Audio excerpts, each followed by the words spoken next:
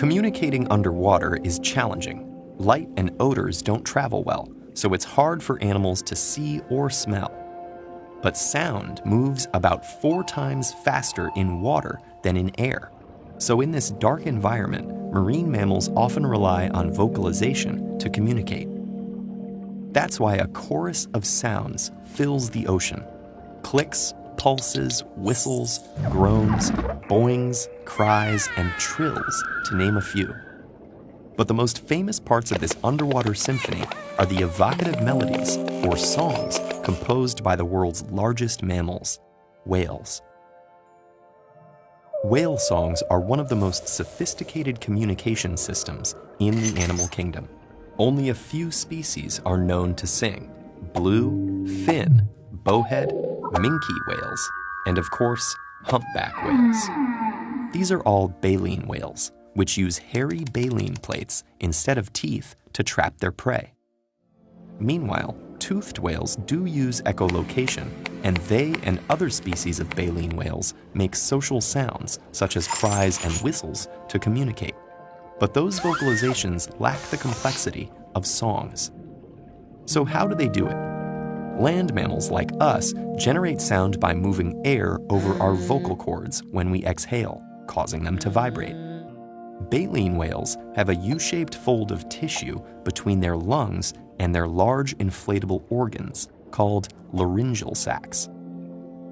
We don't know this for sure because it's essentially impossible to observe the internal organs of a living, singing whale, but we think that when a whale sings, muscular contractions in the throat and chest move air from the lungs across the U-fold and into the laryngeal sacs, causing the U-fold to vibrate.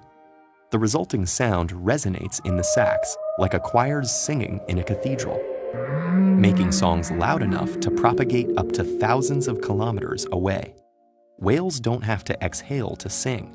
Instead, the air is recycled back into the lungs, creating sound once more. One reason whale songs are so fascinating is their pattern. Units like moans, cries, and chirps are arranged in phrases. Repeated phrases are assembled into themes. Multiple themes repeated in a predictable pattern create a song. This hierarchical structure is a kind of grammar. Whale songs are extremely variable in duration, and whales can repeat them over and over.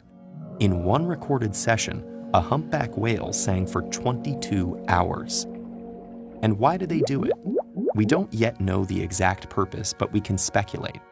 Given that the singers are males, and they mostly sing during the mating season, songs might be used to attract females.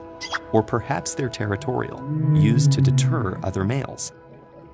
Whales return to the same feeding and breeding grounds annually, and each discrete population has a different song. Songs evolve over time as units or phrases are added, changed, or dropped. And when males from different populations are feeding within earshot, phrases are often exchanged, maybe because new songs make them more attractive to breeding females. This is one of the fastest examples of cultural transmission, where learned behaviors are passed between unrelated individuals of the same species. We can eavesdrop on these songs using underwater microphones called hydrophones. These help us track species when sightings or genetic samples are rare. For example, scientists have been able to differentiate the elusive blue whales populations worldwide based on their songs. But the oceans are getting noisier as a result of human activity. Boating, military sonar, underwater construction, and seismic surveys for oil are occurring more often, which may interfere with whales' communication.